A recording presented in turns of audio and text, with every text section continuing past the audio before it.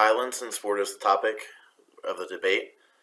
My stance is that sports are not inherently violent and injuries are a natural risk. I am Greg Reilly. I'm presenting alongside Amanda Lozier. So, introduction. In today's society, there's a lot of debate over whether there is too much violence in sport. An article by the BBC discusses the views of many different people on the violence in American football, including a particular individual who is a professor at Fordham University. He has always been a big football fan, but has recently questioned himself on whether he should be involved with the sport, considering its impact on the players. In addition, a contributor for the Huffington Post wrote an opinion piece that talked about the violence within American football. It is very much an opinionated article that talks about how there's way too much violence going on and it is very dangerous for its participants. And the media, through opinion posts and some of the facts that they've given, have created controversy, and people are debating the safety of certain sports going forward, particularly football, which is why we have felt that this will be a good topic for debate. So all of this debate has led to parents questioning the safety of sports for their kids and if they should allow their kids to participate. So in this particular case, the parents are one of the individuals being most impacted, as well as they're the ones making the decision for their kids. So that's who all is involved. Studies have shown the long-term effects of concussions, such as CTE and other mental diseases. They've also shown that kids' brains are more impacted by damage because they're still developing, so injuries can create more long-term damage. That's just some evidence coming from the other side. However, my position is that sports are not inherently violent and injuries are a natural risk. So my position statements, 3 positions that I will take within this debate is number 1, majority of injuries in sport occur in what are considered non-violent sports. So typically violent sports we see as football, men's hockey, men's lacrosse, men's wrestling, sports of those nature to an extent, women's ice hockey, but most other sports are considered non-violent and are not much of an issue when debating the safety of sports among the more common sports that you would see played at a high school or collegiate level. My second position statement, media has built a perception of violence beyond the reality. So there have been stories and articles and movies that have been created and put out there that don't necessarily match up with what's actually happening. So we'll take a look at that as well. And my third one is that proper coaching, not changes in sports or absence from participating, is the best method to reduce injury. So we should not be taking kids away from these sports or individuals away from these sports, but teaching them the proper ways to do it and how to make safe maneuvers in these sports, and not just taking the kids out of the sport themselves, or removing, if for instance the football, removing tackling, or in hockey removing contact, but being able to teach them how to do it properly.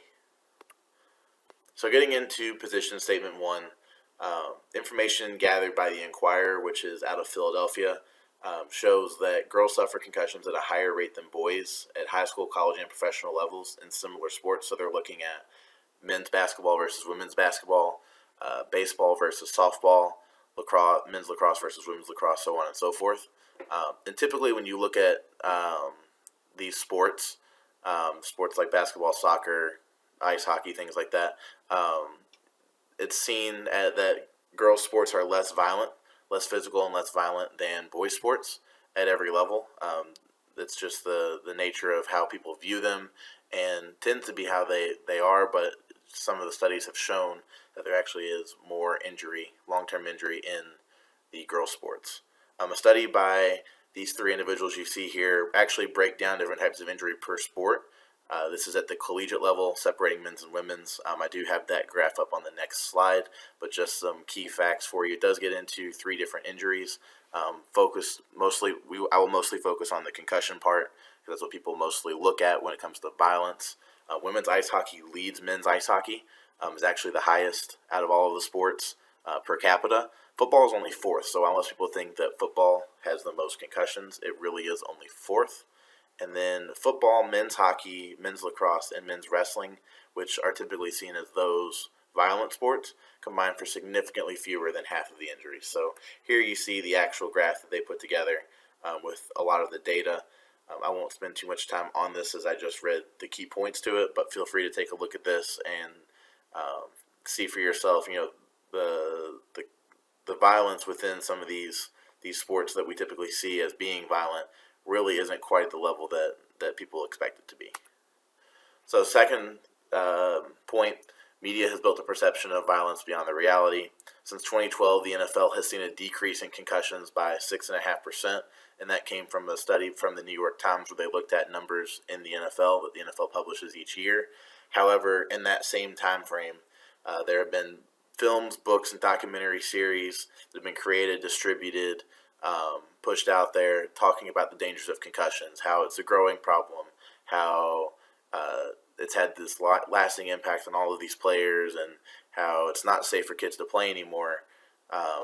Building up this issue, even though it's on the decrease. So it's building it as if it's increasing and getting worse, when realistically it's already being addressed and getting better and getting safer. So I listed here a few examples of some of those books and movies that were created in that time frame, just to give you some examples. But it has led to a misleading representation of what has happened over the last 5 to 6 years. Additionally, in 2014, LeBron James told reporters that he would not let his kids play football. That came from a news site in Cincinnati, which is, LeBron James is from the Ohio area, so that was nearby there. It took off in the media, and many people took his side without really any research or information being provided along with it. So that's another case of just the media hype creating effects that really don't necessarily match up with information or facts. The third and final point is that proper coaching and not changes in sports or absence from participating is the best method to reduce injury. So current NFL players complain about new rules designed for safety, claiming that was how they were always taught. So that instead of pointing at, maybe we shouldn't change these rules because it's so hard to change how we were taught, let's look at changing it from the very beginning. So when kids first playing football, instead of looking for the showy hits, the big hits, whatever, just because it looks good, it is more dangerous. Let's take that away and teach the kids how to play the right way.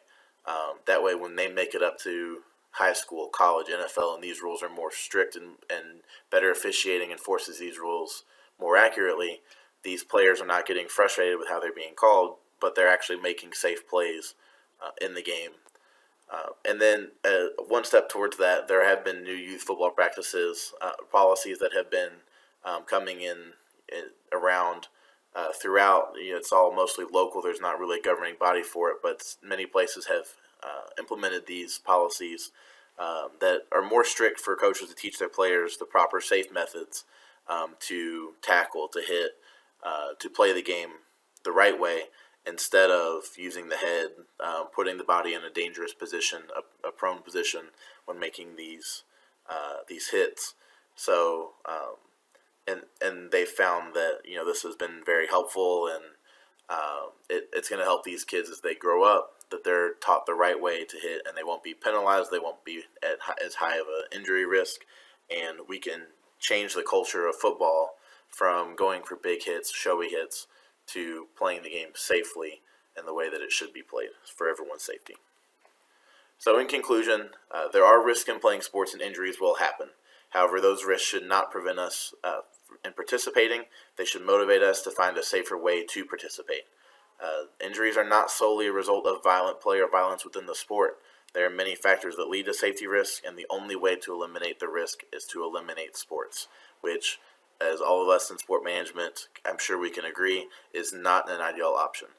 Regardless of what sport it is, whether it's football or baseball or tennis or soccer, there are going to be, or even golf, there are going to be risks involved with that sport, and injuries will happen. So the only way to eliminate those risks is to eliminate sport altogether, and that is not going to be helpful for individuals who are getting those values from participating in sport. And those values in participating really outweighs the risk of minor or major injury. Lots of people play sports throughout their childhood and never really experience a major injury, and many don't really experience minor injuries. It's the numbers that they show for concussions are still very limited. It's not, some people think that everyone who plays football gets a concussion, but realistically, that's not what the numbers show.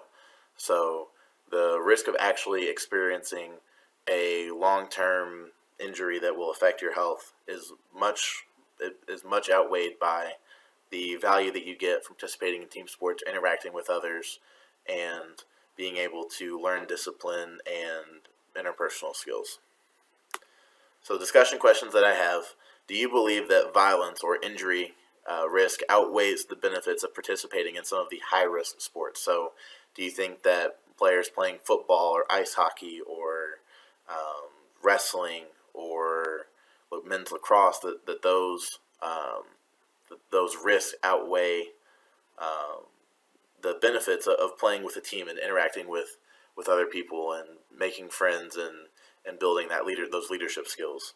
And then the next question is, do you believe too much focus is being placed on the NFL and football, not on other sports that have high injury rates? So as we looked at earlier in that chart, women's ice hockey, women's soccer, wrestling, some of those numbers are higher up there with some of those injuries, and there's not really much focus on that. So realistically, I think this is up to you all, but it's possible that there's too much focus being placed on football and not enough on other sports, and really we can do a lot to decrease the risk in other sports as well, as long as we go about it the right way.